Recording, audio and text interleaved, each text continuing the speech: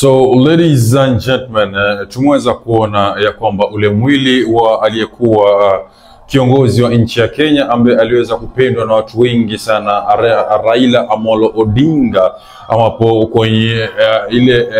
hotuba ambayo iliweza kutolewa jana na Rais William Samoei Ruto, aliweza kutoa maelekezo na vile vile kamati ikatengenezwa pale ambapo ilikuwa inaenda kushikilia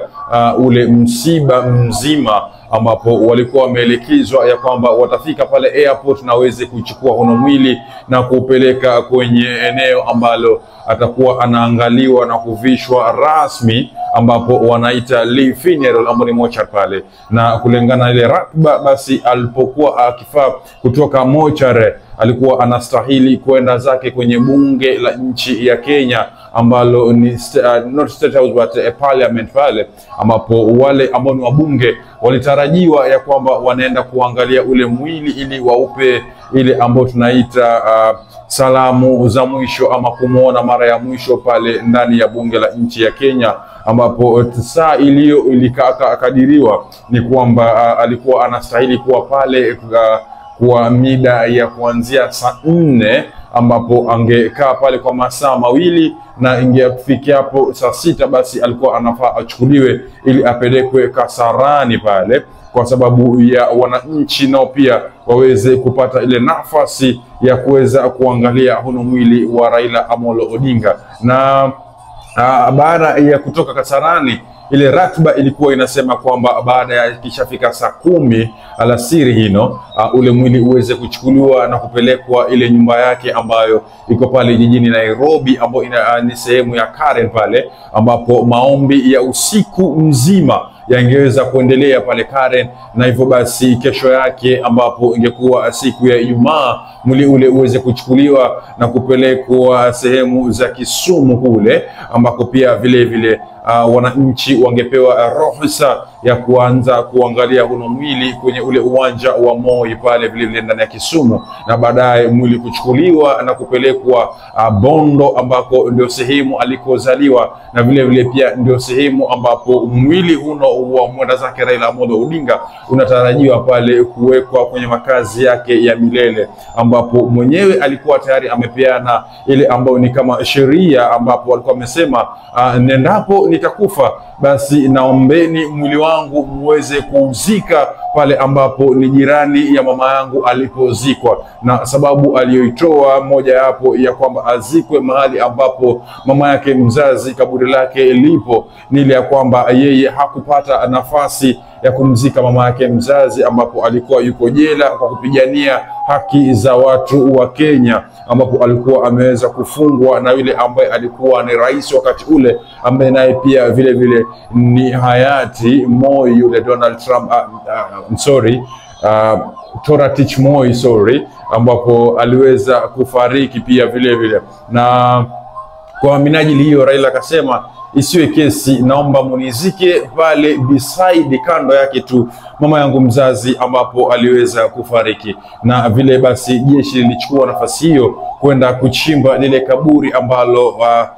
Odinga Raila ataweza kuenda zikwa kule. Lakini kabla tu mwili huno uweze kufika pale kwenye bunge la nchi ya Kenya, ratiba iliweza kugeuzwa tu kadri tunavyoongea hapa, kama lisali moja ratiba iliweza kugeuzwa haraka sana, ambapo kwa sababu ya wananchi walijitokeza wengi sana, ambapo haikuwa imetarajiwa kwa vile ambavyo ilikuwa inaonekana, ikabidi wageuze ratiba hino na kusema kwamba mwili huno basi kamwe kabisa hautaelekea ile sehemu ya bunge, bali utaenda ile sehemu ya Lee Funeral pale, ambapo utachukuliwa kwa dakika 30 tu dakika 45, ambapo utahudumiwa na kuvishwa rasmi, na vile vile uregeshwe kwenye ile sanduku na uchukuliwe mpaka ule uwanja wa Kasarani, ambapo wananchi wa nchi ya Kenya wanaompenda Raila Amolo Odinga na wale mahadui vile vile ambao wampendi Raila Amolo Odinga watakuwa wako pale kumsubiria ili kumlaki na vile vile pia kumuona kwa mara ya mwisho, na wale ambao watapata ruhusa ya kuelekea ile sehemu ambayo ni sehemu ya Kisumu, ambako Raila Amolo Odinga ndio ataweza kuzikwa kule, ama ataweza kuwekwa kwenye ile nyumba yake ya milele, basi watakuwa wamepata bahati ya kuenda mwangalia kwa mara nyingine tena. Vile vile tukumbuke tu ya kwamba Raila Amolo Odinga aliweza kufariki akiwa amedhibitisha miaka 80, na aliweza kufariki siku ambayo kaka yake ambaye ni mkubwa wake vile vile, ambapo yeye ndo anashikilia kile chama cha ODM kwa sasa, Oburu Odinga, ambapo alikuwa anasherehekea siku yake ya kuzaliwa. Kwa hivyo Raila Amolo Odinga aliweza kuzaliwa mwaka wa 1945 na kuweza kufariki mwaka wa 2025 tarehe 15 mwezi wa 10 mwaka huno ambao tumeusema tayari hapo. So mwili uliweza kuchukuliwa kutoka India kule, na baadhi ya wale ambao ni watu ambao kwenye serikali, baadhi yao ni wale watu ambao Raila Odinga mwenyewe aliweza kuwapeana kwa yule ambaye ni kiongozi wa Kenya William Samoei Ruto, ili aweze kuingiza kwenye ile serikali pale, ikiwemo kina Opiyo Ondai, kina Hassan Ali Joho ambaye alikuwa gavana wa jiji la Mombasa wakati ule pia. Tumeweza kuona vitu vingi ambavyo vimeweza kutokea hapa, ambapo mmoja wa mtu ambaye tunamuona hapa ambaye yuko kwenye Lee funeral ni yule ambaye ni kiongozi, ambaye ni governor. Huyu tunamuona hapa, huyu ni Governor Mung'aro ambaye anashikilia sehemu ya Kilifi County kule. Vile vile tukiangalia kwa mbali pia tunamuona Governor Abdulswamad pia ambaye anashikilia sehemu ya Mombasa kule, ambaye ni governor. Na vile vile pia tunamuona yule ambaye hatukutarajia kwamba atakuwemo, Kalonzo Musyoka pia, Uhuru Muigai Kenyatta, rais mwenyewe pia alikuwa ni rais mstaafu huyu. Na vile vile pia tunaweza kumuona Ida Odinga naye pia akiwa kwenye msafara huno. Oburu Odinga naye pia vile vile amejitokeza na kuzungumza na wale ambao ni wananchi na kuambia kwamba nyinyi mnaumia na mimi pia naumia vile vile. Kwa hivyo alikuwa ni kama anawatuliza ili watulize ile jazba lake. Tunajua kabisa kwamba Raila Amolo Odinga ni mmoja wa wanasiasa nchini Kenya ambaye alikuwa ana wafuasi wengi, na ni mtu ambaye jambo lake alikuwa akilisema basi wengi wanalifuatilia na wanalifanya kwa mkazo zaidi. Hata ye mwenyewe pia ni mtu ambaye ashawaionekana hadharani kusimama na kusema kwamba kamwe kabisa haogopi mauti ama haogopi kifo, na akaambia mtu yoyote ambaye anaogopa kifo basi huyo sio mwanamume halisi. Na aliweza kudhibitisha hicho baada ya kwamba uwanja huno ambao anapelekwa ili wananchi waweze kumuona, ndio uwanja huno ambao huyu aliyekuwa waziri mkuu wa nchi ya Kenya aliweza kwenda pale na kujithibitisha mwenyewe ama kujiapisha mwenyewe kuwa yeye ndio kiongozi wa nchi ya Kenya ama kiongozi wa wananchi ya Kenya. Tumeweza kuona jeshi limeweza kuchukua msiba huno kama msiba wao. Tumeweza kuona serikali ya nchi ya Kenya ikiongozwa na William Samoei Ruto pia vile vile kuchukua msiba huno kama msiba wa kitaifa, japo kuwa Raila Amolo Odinga alikuwa hayuko kwenye serikali kikatiba, lakini kimaoni yetu na kwa macho yetu tulikuwa tunaona wazi kabisa vile vitendo ambavyo vinafanyika kwenye nchi ya Kenya kule. Raila Amolo Odinga ni thibitisho kamili 100% ya kwamba yeye pia alikuwa ni icon moja ndani ya serikali. Nikukumbushe tu, hakuna serikali ambayo imeweza kutawala nchini Kenya isipokuwa ya Kenyatta peke yake, ambayo ilikuwa inaenda kabla ya Raila Amolo Odinga.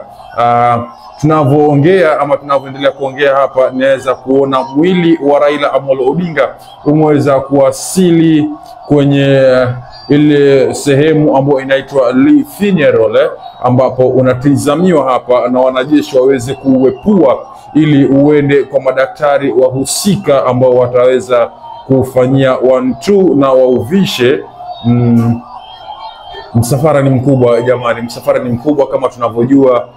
Raila Amolo Odinga hata wakati wake akitengeneza ama akifanya hotuba zake nchini Kenya wakati wa campaign, na hata kama sio wakati wa campaign, alikuwa na uwezo mkubwa sana wa kuchukua watu wengi sana na kuwaeka kwa pamoja na kuwaongelesha kwa pamoja, na watu walimpenda kwa kiasi kikubwa sana kikweli. nitakupa wakati tu chini hapo kwenye comment section uweze kutuma salamu zako za rambirambi, wewe na pia vile vile ukimtakia mema, ukimtakia yale ambayo kunaonekana kama kuna vurugu fulani vile ambalo ni sintofahamu ambalo linaonekana hapa, ambapo wananchi wa Kenya ambao wamezunguka mwili wa Raila Amolo Odinga hapa masaa kama haya tunavyoongea, wanaweza kutawanyika kwa fujo, wakati kuna wengine vile vile pia wenye wako kwenye mabodaboda, wengine wako kwenye magari yao, na vile vile pia kuna wengine wanatembea na miguu yao 11 na voita hawa. Barabara zimegawanyika juu na chini, kikweli hakuna nafasi ya kupita, na hino ni thibitisho kamili kukuonyesha kwamba ni kiongozi ambaye ni mashuhuri ambaye ameweza kuaga nchini Kenya, kwa sababu tuseme tu ya kwamba ambao tuko hai saino alhamdulillah, tuseme kwamba tumeweza kushuhudia baadhi yetu yale mazishi ya Mwai Kibaki, mazishi ya Moi, na vile vile pia kuna wengine ambao waliweza kushuhudia mazishi yale ambayo ni ya yule mwingine ambaye anaitwa Kenyatta ndani ya Kenya pale. Na tukienda upande wa Tanzania pia tuliweza kushuhudia ile mazishi ambayo ni ya yule Magufuli. Sasa mazishi haya ya Raila Amolo Odinga hatuwezi kuyafananisha na wale wote ambao waliweza kufariki pale nchini Kenya, kina Kibaki, kina Mwai Kibaki na kina Moi, kwa sababu haya yamebeba watu wengi sana kwa pamoja, na